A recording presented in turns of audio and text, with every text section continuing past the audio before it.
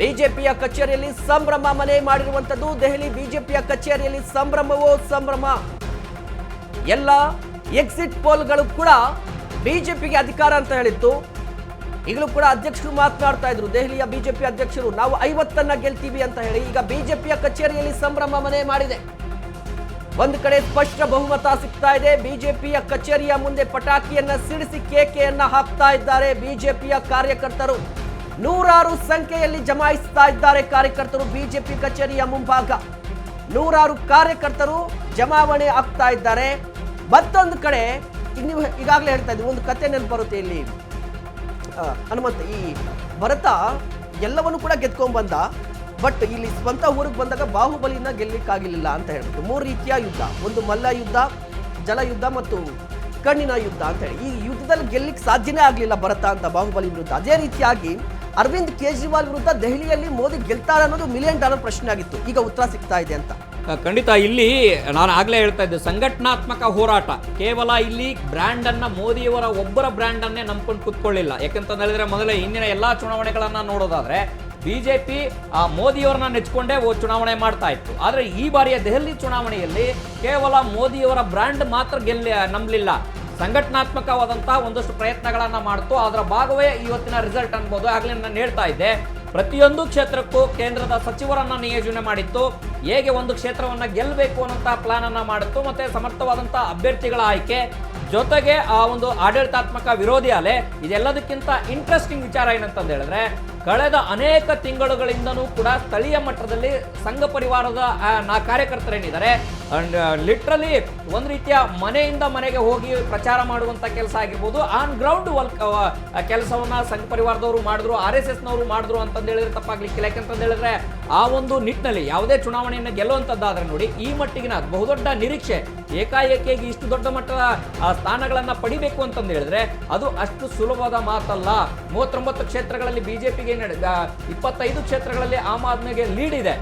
ಆದ್ರೆ ಅಂತಿಮವಾಗಿ ಕೊನೆ ಹಂತದಲ್ಲಿ ನಾವು ಅನೇಕ ರಿಸಲ್ಟ್ಗಳನ್ನ ನಾವು ನೋಡಿದಾಗ ಅಂತಿಮ ರಿಸಲ್ಟ್ ಬರೋವರೆಗೂ ಕೂಡ ಒಂದೊತ್ತು ಇಂಟ್ರೆಸ್ಟ್, ಕುತೂಹಲ ಹೆಚ್ಚಾಗುತ್ತೆ. ಯಾಕಂತಂದು ಹೇಳಿದ್ರೆ ನಾವು ಇಂದಿನ ಅನೇಕ ಚುನಾವಣೆಗಳ ಫಲಿತಾಂಶನ ನೋಡಿದ್ರೆ 500 ಅಥವಾ 1000 ಮತಗಳ ಅಂತರದಿಂದ ಸೋತವರು ಇದ್ದಾರೆ, ಗೆದ್ದವರು ಇದ್ದಾರೆ. ಆ ಒಂದು ನಿಟ್ಟಿನಲ್ಲಿ ಆದ್ರೆ ಎಕ್ಸಿಟ್ ಪೋಲ್ಗಳೆಲ್ಲ ಒಂದ್ ಕಡೆಗೆ ನಿಜ ಆಯ್ತಾ ಅನ್ನುವಂಥದ್ದು. ಯಾಕಂದ್ರೆ ಲೋಕಸಭಾ ಚುನಾವಣೆಯಲ್ಲಿ ಒಂದಷ್ಟು ಉಲ್ಟಾ ಹೊಡೆದಿತ್ತು, ಹರಿಯಾಣ ಚುನಾವಣೆಯಲ್ಲಿ ಕೂಡ ಉಲ್ಟಾ ಹೊಡೆದಿತ್ತು. ಆದ್ರೆ ದೆಹಲಿ ಚುನಾವಣೆಯಲ್ಲಿ ಅದು ಎಕ್ಸಿಟ್ ಪೋಲ್ ಎಲ್ಲ ಒಂದ್ ಕಡೆಗೆ ನಿಜ ಆಯ್ತಾ ಅನ್ನೋದು. ಎಕ್ಸಿಟ್ ಪೋಲ್ಗಳು ಅಗ್ನಿ ಪರೀಕ್ಷೆ ಗೆದ್ದಿದೆ ಅಂತ ಹೇಳ್ಬೋದು ಈಗ ಸದ್ಯಕ್ಕೆ. ಖಂಡಿತ ಈ ಟ್ರೆಂಡ್ ಅನ್ನ ನೋಡಿದ್ರೆ, ಯಾಕಂದ್ರೆ ಕಂಟಿನ್ಯೂಸ್ ಆಗಿ ನಿಮ್ಗೆ ಕರ್ನಾಟಕ ವಿಧಾನಸಭಾ ಕ್ಷೇತ್ರಕ್ಕೆ ಸಂಬಂಧಪಟ್ಟಂತೆ, ಕರ್ನಾಟಕದ ಎಲೆಕ್ಷನ್ ಸಂಬಂಧಪಟ್ಟಂತೆ ಹೇಳಿದಂತ ಎಲ್ಲಾ ಎಕ್ಸಿಟ್ ಪೋಲ್ಗಳು ಕೂಡ ಸುಳ್ಳಾಯಿತು. ಅದಾಂತರ ಲೋಕಸಭಾ ಚುನಾವಣೆಗೆ ಸುಳ್ಳಾಯಿತು, ಹರಿಯಾಣದಲ್ಲೂ ಕೂಡ ಸುಳ್ಳಾಯಿತು. ಬಟ್ ದೆಹಲಿಗೆ ಸಂಬಂಧಪಟ್ಟಂತೆ ಎಕ್ಸಿಟ್ ಪೋಲ್ಗಳು ಕೂಡ ಈ ಬಾರಿ ಒಂದು ರೀತಿಯಾಗಿ ಅಗ್ನಿ ಪರೀಕ್ಷೆಗೆ ಒಟ್ಕೊಂಡಿದ್ವು ಅಂತ. ದೆಹಲಿಯ ಹೃದಯದಲ್ಲಿ ಅರಳುತ್ತಿದೆ ಕಮಲ. 27 ವರ್ಷಗಳ ಹೋರಾಟಕ್ಕೆ ಇವತ್ತು ಎಲ್ಲ ಒಂದು ಕಡೆಗೆ ಬಿಜೆಪಿ ಕಾರ್ಯಕರ್ತರಿಗೆ, ಬಿಜೆಪಿ ನಾಯಕರಿಗೆ ಸಿಹಿ ಸಿಕ್ಕಂತೆ ಆಗಿದೆ. ಯಾಕಂತಂದು ಹೇಳಿದ್ರೆ 2.5 ದಶಕದ ನಂತರ ಅಧಿಕಾರದ ಸಿಹಿ. ನಿರಂತರವಾಗಿ ಹೋರಾಟವನ್ನು ಮಾಡ್ತಾರೆ. ಇದು ಕೇವಲ ಮೇಲ್ನೋಟಕ್ಕೆ ರಾಜ್ಯದ ನಾಯಕರ ಅಥವಾ ರಾಷ್ಟ್ರೀಯ ನಾಯಕರ ಖುಷಿ ಅಲ್ಲ, ಆ ಸ್ಥಳೀಯ ಮಟ್ಟದಲ್ಲಿ ಇರ್ತಾರಲ್ಲ ಕಾರ್ಯಕರ್ತರು. ಯಾಕಂತಂದು ಹೇಳಿದ್ರೆ ದಿನ ಬೆಳಗಾದ್ರೆ ತಮ್ಮ ರಾಜಕೀಯ ಎದುರಾಳಿಗಳ ವಿರುದ್ಧ ಒಂದಷ್ಟು ಕಾರ್ಯತಂತ್ರವನ್ನ ಮಾಡಬೇಕಾಗಿರುತ್ತೆ. ಬೂತ್ ಮಟ್ಟದಲ್ಲಿ ಆ ಕಾರ್ಯಕರ್ತರ ಏನು ಸರ್ಕಸ್ ಏನಿರುತ್ತೆ, ಆ ಒಂದು ಕಸರತ್ತು ಏನಿರುತ್ತೆ, ಆ ಒಂದು ಕಸರತ್ತಿಗೂ ಇಲ್ಲಿ ಸಿಹಿ ಸಿಕ್ಕಿದೆ ಅಂತ ಕಾಣಿಸುತ್ತೆ. ಯಾಕಂತಂದು ಹೇಳಿದ್ರೆ ಸುದೀರ್ಘವಾಗಿ 27 ವರ್ಷ, ಒಂದಲ್ಲ ಎರಡಲ್ಲ ಮೂರಲ್ಲ 27 ವರ್ಷಗಳ ನಂತರ ದೆಹಲಿಯ ಗದ್ದುಗೆ ಹಿಡಿಲಿಕ್ಕೆ ದೆಹಲಿಯ ಮತದಾರರ ಮನದಲ್ಲಿ ಕಮಲ ಅರಳುತ್ತಾ ಇದೆ ಅಂತ ಹೇಳಿದ್ರೆ ಅಷ್ಟು ಸುಲಭದ ಮಾತಲ್ಲ. ಮತ್ತೊಂದು ಕಡೆ ಇಂಟ್ರೆಸ್ಟಿಂಗ್ ಏನಂತಂದು ಹೇಳಿದ್ರೆ APP ಬ್ರ್ಯಾಂಡ್ ಅರವಿಂದ್ ಕೇಜ್ರಿವಾಲ್ ಅವರ ವಿರುದ್ಧವೂ ಕೂಡ ನಾನು ಆಗ್ಲೇ ಹೇಳ್ತಾ ಇದ್ದೆ, ಸರಳ ಜೀವನದ ವ್ಯಕ್ತಿತ್ವ ಅನ್ನುವಂತ ಸಂದೇಶವನ್ನ ರವಾನೆ ಮಾಡಿದ್ರು. ಆದ್ರೆ ಈ ಬಾರಿ ಅವರ ನಿವಾಸ ಏನಿದೆ, ಬಂಗಲೆ ನಿರ್ಮಾಣದ ವಿಚಾರ ಶಿಶುಮಹಲ್ ಏನಿದೆ, ಆ ಒಂದು ವಿಚಾರವನ್ನು ಕೂಡ ಬಹುಮುಖ್ಯವಾಗಿ ಬಿಜೆಪಿ ಪ್ರಮುಖ ಅಸ್ತ್ರವಾಗಿ ಮಾಡ್ಕೊಳ್ತು. ಯಾಕೆ ಅಂತಂದು ಹೇಳಿದ್ರೆ ಸರಳ ಜೀವನ ಅನ್ನೋಂಥವ್ರು ನಿಮ್ಗೆ ಐಷಾರಾಮಿ ಜೀವನ ಬೇಕಿತ್ತಾ ಅನ್ನೋಂಥ ವಿಚಾರಗಳನ್ನ ಪ್ರಸ್ತಾಪ ಮಾಡ್ತು. ಸೇಮ್ ಟೈಮ್ ಗ್ಯಾರಂಟಿಗಳ ವಿಚಾರ ಆಗಿರ್ಬೋದು. ಮತ್ತೊಂದು ಕಡೆಗೆ ರಾಷ್ಟ್ರ ಮಟ್ಟದಲ್ಲಿ ಮೋದಿಯವರ ನಾಯಕತ್ವವನ್ನು ಒಪ್ಪುವಂತಹ ಮನಸ್ಥಿತಿ, ಸೇಮ್ ಟೈಮ್ ದೆಹಲಿಯಲ್ಲೂ ಕೂಡ ಈ ಬಾರಿ ಗೆದ್ರೆ ಮೋದಿಯವರು ಗೆದ್ದಂತೆ ಅನ್ನುವಂಥ ಮನಸ್ಥಿತಿಯನ್ನು ಬಂದಂತೆ ಕಾಣಿಸ್ತಾ ಇದೆ. ಆ ಒಂದು ಸ್ಪಷ್ಟವಾದಂಥ ರಿಸಲ್ಟ್ ಈಗ ನಮಗೆ ಸ್ಕ್ರೀನ್ ನಲ್ಲಿ ಕಾಣಿಸ್ತಾ ಇದೆ. ಮಹೇಶ್, ಇಲ್ಲಿ ಮತ್ತೊಂದು ನನಗೆ ಅನಿಸ್ತಾ ಇರೋದು ಏನಪ್ಪಾ ಅಂತ ಹೇಳಿದ್ರೆ, ನೀವು ಈಗಾಗಲೇ ಮೆನ್ಷನ್ ಮಾಡ್ತಾ ಇದ್ರಿ ಸರಳ ಜೀವನ, ಸರಳ ವ್ಯಕ್ತಿತ್ವ ಅಂತ ಹೇಳಿ. ಅಂದರೆ CM ಆಗಿದ್ದಂತಹ ಸಂದರ್ಭದಲ್ಲಿ ಈ ಹಿಂದೆ ಅರವಿಂದ್ ಕೇಜ್ರಿವಾಲ್ ಅವರು ಮೊದಲ ಬಾರಿಗೆ CM ಆದಂಥ ಸಂದರ್ಭದಲ್ಲಿ ಒಂದು ಮಾತು ಹೇಳಿದರು, ನನಗೆ ದೊಡ್ಡ ದೊಡ್ಡ ಕಾರ್ ಬೇಡ, ಬಂಗ್ಲೆ ಬೇಡ, ನಾನು ನನ್ನ ಕಾರಲ್ಲೇ ಬರ್ತೀನಿ ಅಂತ ಹೇಳಿದರು. ಬಟ್ ಅದಾದ ನಂತರ ಸೀನ್ ಕಟ್ ಮಾಡಿದ್ರೆ ಏನಾಗ್ತಾ ಇದೆ ಈ ಬಾರಿ ಅಂತ ನೋಡಿದ್ರೆ ನಿಮಗೆ ಎಷ್ಟು ಅದು ಶೀಶಾ ಮಹಲ್ ಅನ್ನೋದು ದೊಡ್ಡ ವಿವಾದವನ್ನು ಸೃಷ್ಟಿ ಮಾಡಿದ್ದು. ಇದ್ರ ಜೊತೆಗೆ ಏನಪ್ಪ ಅಂತ ಹೇಳಿದ್ರೆ ಸರ್ವಾಧಿಕಾರಿ ಧೋರಣೆಯನ್ನು ತೋರ್ತಾ ಇದ್ದಾರೆ ಅರವಿಂದ್ ಕೇಜ್ರಿವಾಲ್ ಅನ್ನುವ ಒಂದಿಷ್ಟು ಮಾತು ಕೇಳಿ ಬರ್ತಾ ಇತ್ತು. ಇಲ್ಲಿ ಏನಾಗಿತ್ತು ಅಂತ ಹೇಳಿದ್ರೆ ಅರವಿಂದ್ ಕೇಜ್ರಿವಾಲ್ ವಿರುದ್ಧ ಈ ಹಿಂದೆ ಆಮ್ ಆದ್ಮಿ ಪಾರ್ಟಿಯಲ್ಲಿ ಯಾರು ಕೂಡ ಧ್ವನಿಯನ್ನೇ ಎತ್ತಾ ಇಲ್ಲ. ಬಿಕಾಸ್ ಆಫ್ ಏನಂತ ಹೇಳಿದ್ರೆ ಅರವಿಂದ್ ಕೇಜ್ರಿವಾಲ್ ಎಲ್ಲವೂ ಕೂಡ ಒಳ್ಳೆಯದನ್ನೇ ಮಾಡ್ತಾರೆ ಅಂತ ಒಂದು ನಂಬಿಕೆ ಇತ್ತು. ಬಟ್ ಇತ್ತೀಚಿನ ದಿನಗಳಲ್ಲಿ ಕಳೆದ ಒಂದು 5 ವರ್ಷದಲ್ಲಿ ಅರವಿಂದ್ ಕೇಜ್ರಿವಾಲ್ ವಿರುದ್ಧ ಸ್ವಪಕ್ಷದ ನಾಯಕರೇ ಮಾತನಾಡ್ತಾ ಇದ್ರು. ಕೆಲವೊಂದು ನಿರ್ಧಾರಗಳನ್ನು ಅರವಿಂದ್ ಕೇಜ್ರಿವಾಲ್ ತಪ್ಪಾಗಿ ತೆಗೆದುಕೊಂಡ್ರು ಅಂತ ಕೇಳ್ತಾ ಇದ್ರು, ಮತ್ತೆ ಸರಳವಾಗಿಲ್ಲ ಅಂತ ಟೀಕೆ ವ್ಯಕ್ತವಾಗಿದ್ದು. ಇತ್ತೀಚೆಗಷ್ಟೇ ರಾಜ್ಯಸಭೆ ಸದಸ್ಯರ ವಿರುದ್ಧ ಒಂದು ಆರೋಪ ಬಂದಿತ್ತು, ಅರವಿಂದ್ ಕೇಜ್ರಿವಾಲ್ ಅವರ ನಿವಾಸದಲ್ಲೇ ಅರವಿಂದ್ ಕೇಜ್ರಿವಾಲ್ ಅವರ ಆಪ್ತ ಕಪಾಳ ಮೋಕ್ಷ ಮಾಡ್ದ ಅನ್ನುವ ಒಂದಿಷ್ಟು ವಿವಾದಗಳು ಕೂಡ ಸೃಷ್ಟಿ ಆಯಿತು. ಹೀಗೆ ಎಲ್ಲೋ ಒಂದು ಕಡೆ ಅರವಿಂದ್ ಕೇಜ್ರಿವಾಲ್ ಅವರು ಇತ್ತೀಚೆಗೆ ಸಾಕಷ್ಟು ವಿವಾದಗಳನ್ನು ಮಾಡ್ಕೊಂಡಿದ್ದು ಜಾಸ್ತಿ ಹೈಪ್ ಆಯಿತು ಅಂತ ನನಗನ್ನಿಸ್ತಾ ಇರುವಂಥದ್ದು. ಅಧಿಕಾರ ಸಿಗಾಕಿನ ಮುಂಚೆ ಭಾಳ ಪ್ರತಿಯೊಂದು ಈ ರಾಜಕಾರಣಿಗಳ ಒಂದಷ್ಟು ಮನಸ್ಥಿತಿಯನ್ನು ನೀವು ಗಮನಿಸಬೇಕು.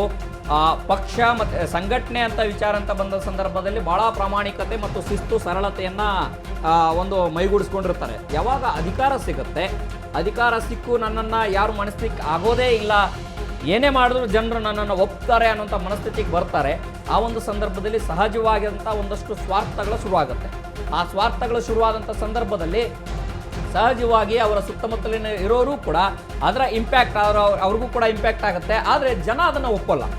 ಜನ ಯಾರೇ ಆಗಲಿ, ನೀವು ಒಂದು ಎಷ್ಟು ಮಟ್ಟಿಗೆ ಜನರಿಗೆ ಸ್ಪಂದಿಸ್ತೀರಾ, ಜನರ ಕೈಗೆ ಎಷ್ಟು ಜನ ಸಿಗ್ತೀರಾ, ಅದರ ಜೊತೆಗೆ ಸುದೀರ್ಘವಾದಂಥ ಆಡಳಿತವನ್ನು ನಡೆಸಿದರೆ ಸಾಕಪ್ಪ, ಇವರು BJPಗೆ ಒಂದು ಅವಕಾಶ ಮಾಡಿಕೊಳ್ಳೋಣ ಅನ್ನೋಂಥ ಮನಸ್ಥಿತಿಗೆ ಬಂದಿದೆ. ಇಲ್ಲಿ ಇಂಟ್ರೆಸ್ಟಿಂಗ್ ಏನಂತಂದು ಹೇಳಿದ್ರೆ ಅಲ್ಪಸಂಖ್ಯಾತರ ಮತಗಳಿಗೆ ಈ ಜಗಳ ಆಡಿದಂತಹ ಕಾಂಗ್ರೆಸ್ ಮತ್ತೆ APP ಏನಿದೆ ಅದು ಸಾಕಷ್ಟು ಇಬ್ಬರ ಜಗಳದ ನಡುವೆ ಮೂರನೇವರೆಗೆ ಲಾಭ ಆಗಿದೆ. ಮೂರನೇ ಪ್ರಯತ್ನದಲ್ಲಿ ಮೋದಿ ನಿರಂತರವಾದಂತಹ ಪ್ರಯತ್ನ ಮಾಡ್ತಾ ಇದ್ರು.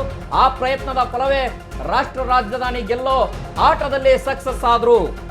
ಈ ಪ್ರಾರಂಭದಲ್ಲೇ ಸಕ್ಸಸ್ ಆಗಿದ್ದಾರೆ ಅಂತ ತಪ್ಪಾಗ್ತದೆ. ಯಾಕಂದ್ರೆ ಕೇವಲ 1-2 ಅಂಕ ಸ್ಥಾನಗಳನ್ನ ಏರಿಳಿತ ಅನ್ನುವಂಥದ್ದಾದ್ರೆ ನಾವು ಇನ್ನೂ ಸಮಬಲದ ಹೋರಾಟ ನಡೀತಾ ಇದೆ ಅಂತ ಅನ್ಬೋದು. 26 ಕ್ಷೇತ್ರಗಳಲ್ಲಿ ಆಪ್, 1ರಲ್ಲಿ ಕಾಂಗ್ರೆಸ್ ಮುನ್ನಡೆ, 38 ಕ್ಷೇತ್ರಗಳಲ್ಲಿ BJP. ಇದರ ಏರಿಳಿತಗಳು ಕೊನೆಯ ಹಂತದವರೆಗೂ ಕೂಡ 500, 1000, 100, 2 ಈ ರೀತಿಯ ಮತಗಳ ಏರಿಳಿತಗಳು ಆಗಬಹುದು.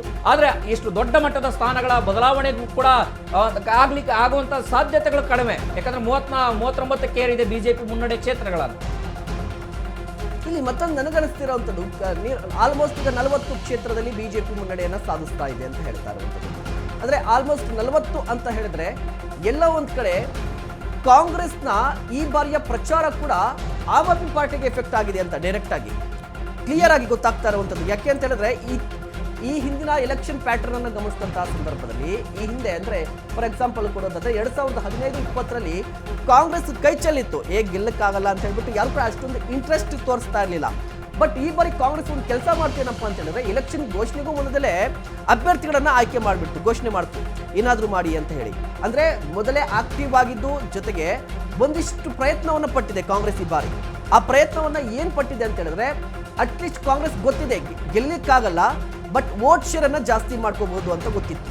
ಬಟ್ ಆ ವೋಟ್ ಶೇರನ್ನು ಕಿತ್ಕೊಂಡಿದ್ದು ಎಲ್ಲಿಂದ ಅಂತ ಹೇಳಿದ್ರೆ ಕ್ಲಿಯರ್ ಕಟ್ ಆಗಿ ಆಮ್ ಆದ್ಮಿ ಪಕ್ಷದಿಂದ ಕಿತ್ಕೊಂಡಿದೆ.